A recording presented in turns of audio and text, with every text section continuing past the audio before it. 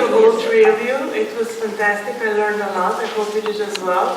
And now Stana will go through the room with the mic. Please raise your hands if you want to ask or share anything. It would be lovely to learn more about this. You're not going to confession, so you can ask whatever you want. Or just share a memory if I have to ask. Well, I'm a second generation, and my grandmother came over in 1913, and she left with her first husband, with my uncle, who was 3 months old, and she was pregnant with my aunt, and she left behind my grandfather, who was the old, or not my grandfather, my uncle, godfather, who with the grandmother, and they left because they knew war was coming, her father, and decided to go to America. Now, I do know that when you went through Ellis Island, but they went on supposedly a vacation visa, but they went to Ellis Island, because we were at Ellis Island when we found it. And you had to have a physical and so much money in your pocket to come into America. And how her first husband made it through the physical, I don't know, because less than a year later he died of tuberculosis. So she was left in the United States with 2 young children, and her oldest son was back with her mother in Slovenia. They were in Preseren, area, the eastern Slovenia. And so she got a job working as a seamstress. She was educated. She had, I'll divert a little bit. Her father owned a tannery in town, and so most of them were educated. Her brothers were officers. But so her father sent her to culinary school. So she'd been there for a short time, and her father asked her, well, show me what you've learned. And so she said, okay, I'll bake you a cake. So he said, after he ate, he goes, well, this is very, very good. He goes, what did you put in the cake? And she goes, well, I used 12 eggs. What, you used 12 eggs? That's a little Slovenian. So anyway, so she then progressed, started her own dressmaking facility, and she took in a boarder, which so happened to be my grandfather.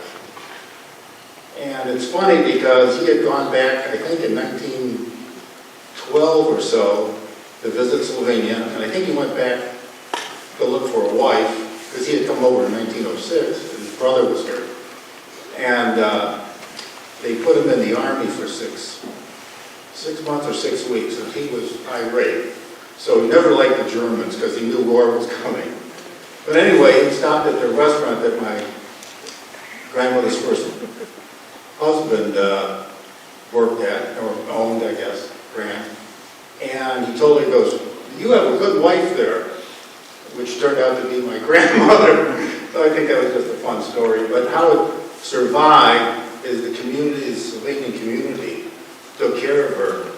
And as my brother always said, we never had to worry about women's rights, but my grandmother's always head of the family.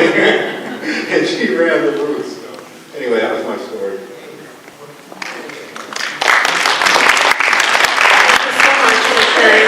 I think these stories are, it would be a shame that they would die, so it's nice to hear them and remember that some stories do repeat even after so many years.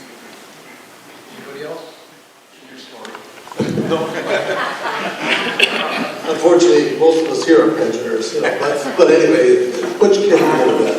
But my name is Joe Van Pettiger, and born in Austria after the war, DP camp, Spital. Immigrated in 51 to the United States with my mom, dad, and brother and sister. Lived in Thompson, Ohio. Lived in Cleveland for a while, and then my dad worked at the factory, Elmo Parker in Cleveland.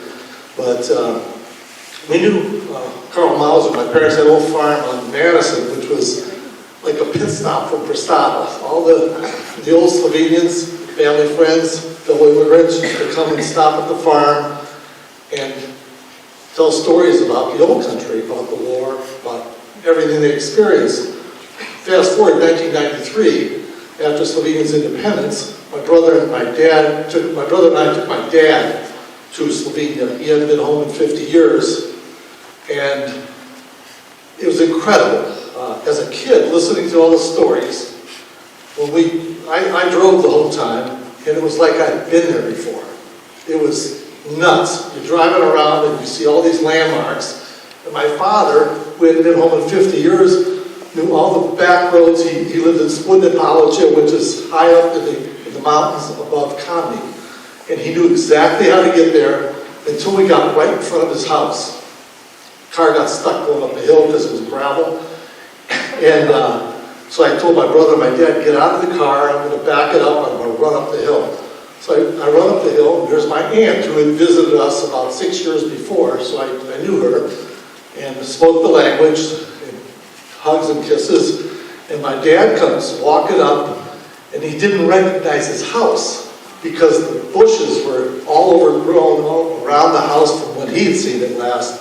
And my aunt just stood there, she says, what? You don't even know where your own home is? So we had a big laugh on that. But it was great to hear stories. I remember them. I remember the people. Carl Mauser used to stop. And that picture of him with his hair that was like disheveled off to the side, he'd sit at that kitchen table in our house. They'd be drinking wine, having bread, kielbasa, whatever. My mom would always have food for him. And his veins would pop. I had an uncle like that too, would get very excited, the veins would pop out, he'd flip his hair around, and it was funny because years later, he had the youngest daughter, they lived in Cleveland, and I used to see her walking down the street. Was that you? Oh my God.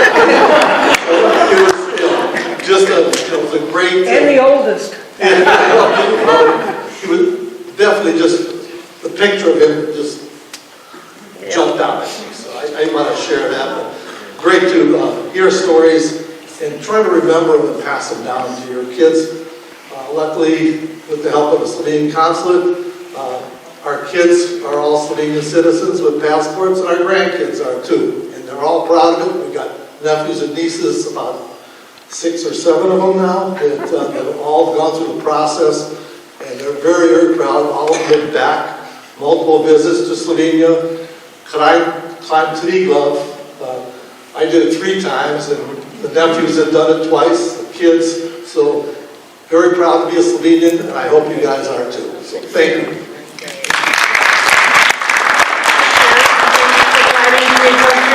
One time was for me because I haven't done it yet. Anybody else? Anybody else? Maybe some Mauser stories? No, they don't want to tell those. You should tell them when Father Krajnik and your dad were playing chess. They'd have the humping and who's going to be the chess maker. One of the things I did want to mention about Carl, I would visit him quite often at the house on 72nd Street before he passed away. And one of the things we're going to try to do, if we can't, in the Slovenian Cultural Garden, he definitely belongs there. His bus should be there. If it's not going to be there, we're going to have it put over here when we finish up our flower garden. So we want to have that memory and what he stood for and what a nice guy he was. And your mom, Mimi. She's a lovely person. So then, thank you for hosting us, Tane. Thank you to all the presenters. I'm sure I do want to read more of these works. I don't know if you're interested, maybe we can just ask them which books to use to do that.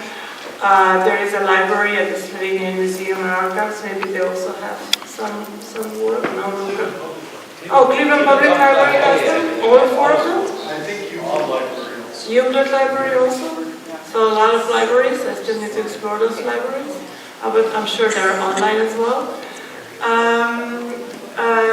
So this was, for me personally, this was a very nice event because not only did we do celebrates culture, but we expose the culture in a way that's really meaningful, which is how it shapes and influences our daily life. It always has, and for Slovenians, for our nation, especially even more so because it's our culture that really defines our nation. And I do hope that you will continue to show your interest and love for Slovenia and everything Slovenians, and we will continue to support you, and I hope we can have many more of events like this and even better. Thank you for coming.